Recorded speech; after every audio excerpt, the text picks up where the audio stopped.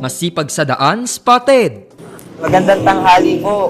Nakita ko po kayo nagwawalis po dito sa lugar nyo. Ano po ang inyong pangalan? Rodolfo Roque, Ilang taon na po kayo? 70. Grade 3 pa po. Dito sa Barangay 51. May 1,000 pesos challenge po kami dito mula kay Tatay Rani. Kayo po ba ay kakasa sa aming challenge? Oo.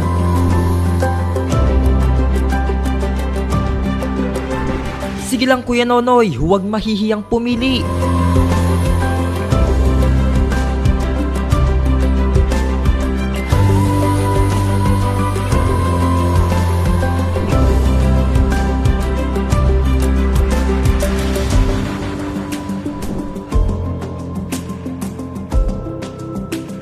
Ilang linggo na po ito magkakasya sa inyo? Nailaw na ako matipid. Abuti ng 1 taon niya. Grabe na 1 taon. Nagpapasalamat ako. Tatay Rani. Nadili ko yung gabi-gabi ini. Kalang minsan dami niyang kasama, di ba? Ako. Mga babae. Si Rodolfo Robles, 70 years old, o mas kilala bilang Kuya Nonoy sa kanilang lugar. Nag-iisa na sa buhay sa tahanang ito. Siya ay nangungupahan. Bagamat ngumingiti, pero may malungkot din palang nakaraan si Kuya Nonoy.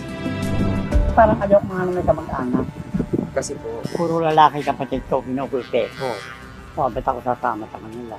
Dahil alam mo nung araw, ang mga bakla parang binubuli lagi. Nung araw na mamatukan lang ako sa mga parlor-parlor.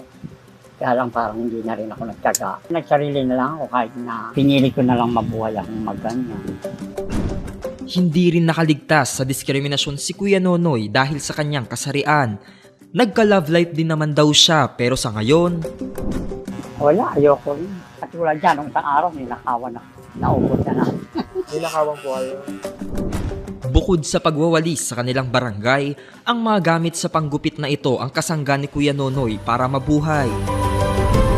Magkano po kinikita niyo sa paggugupit? Pinaba ko lang ang gupit benching ko hanggang kamatayan nila. Marami nagpapagupit sa kanya. Sabi nga ng ginintoang panuntunan, huwag mong gawin sa iba ang ayaw mong gawin nila sa iyo. Kaya anuman ang antas sa buhay, edad o kasarian, mabuting igalang ang isa't isa at ipakalat ang pagmamahalan. Tatay Rani, maraming salamat sa tinulong mo sa amin. Thank you po.